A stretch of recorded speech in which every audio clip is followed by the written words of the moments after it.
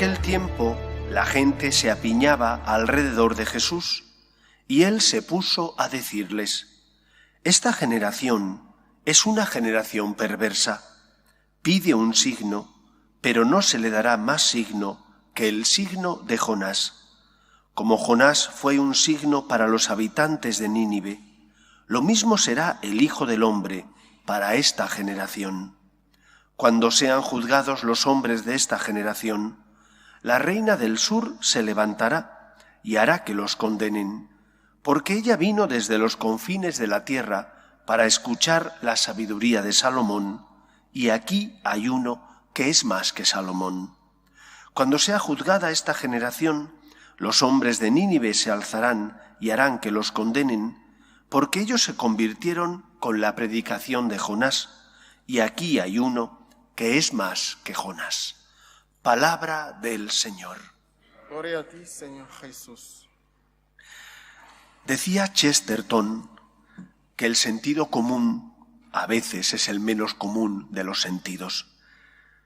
Vi el otro día un programa en televisión que hablaba de cómo se produce la carne vacuna y de cómo después se sacrifica para envasarla y que llegue al consumidor. Y me sorprendió, aunque creo que no lo tendría que haber hecho, pero me sorprendió cómo una de las personas del matadero, que era entrevistado por el periodista, decía que allí daban una muerte humana a los animales. Vamos a ver, los animales no son humanos, son criaturas de Dios, y la muerte que le dará será una muerte digna en función de que son criaturas, pero humanos no son, y por lo tanto esa muerte no podía ni debía ser considerada humana. Hemos llegado a tergiversar no solo el lenguaje, sino también nuestra manera de pensar. Yo creo que a veces nuestra relación con Dios es una relación viciada porque venimos cargados de prejuicios y de forma de pensar que nos ayuda no a poner a Dios en el lugar que le corresponde, sino al contrario, a retar al Señor. Tú puedes tener o no tener fe. Si no tienes fe, pues entonces no crees en el Dios creador de todo lo que existe, y mucho menos en el Dios salvador. Pero si tienes fe en el Dios cristiano, tienes que creer que ese Dios que se te da a conocer por medio del Antiguo y Nuevo Testamento, ese Dios que es el dueño de todo lo creado porque lo hizo todo de la nada, y que en el colmo del amor envía a su Hijo al mundo, es un Dios que, porque Él se te muestra así, es amor. Si tú crees en ese Dios amor, no puedes después pretender que ese Dios, que es el Todopoderoso y que te ha dado muestras de que te quiere y que te ama, no puedes pretender que ese Dios actúe a tu dictado, sea un Dios que hace lo que tú quieres y al que tú comprendas. Podrás comprender algunas cosas de Dios, porque Él se ha hecho pequeño, porque la revelación implica que Él se da a conocer. Es como cuando uno tiene una foto de sus seres queridos, ahora ya en los móviles normalmente, y un abuelo o abuelo te dice: es que he tenido un nieto, a ver cómo es, y entonces te enseña la foto del nieto en el móvil. Tú ves al nieto en la foto y entonces sabes cómo es el nieto. Dios se ha dado a conocer y por eso sabemos cómo es Dios o algo de cómo es Dios, porque Él se ha revelado. Pero Dios es el Todopoderoso. Nosotros no podemos llegar a conocer plenamente a Dios porque somos criatura, porque somos limitados, porque Él nos hizo, y porque Él nos hizo, el Hacedor es más grande que la obra que Él hizo. La criatura no puede comprender plenamente los planes de Dios. Esta es la base para tener una fe equilibrada y justa. Dios me ama, se ha dado a conocer. Habrá veces donde comprenda sus planes y otras veces donde no. Y en esos momentos donde no comprenda los planes de Dios, la muerte de un ser querido, la enfermedad, la pandemia que estamos padeciendo, las dificultades de la vida, en esos momentos haré un acto de fe y de confianza en Dios. Señor, me fío de ti, creo en ti, tengo razones para creer en ti, me fío de ti. No te reto ni cuestiono que me amas y que me quieres. En segundo lugar, ¿qué razones tenemos nosotros para creer en Dios? Primero tenemos las razones intelectuales.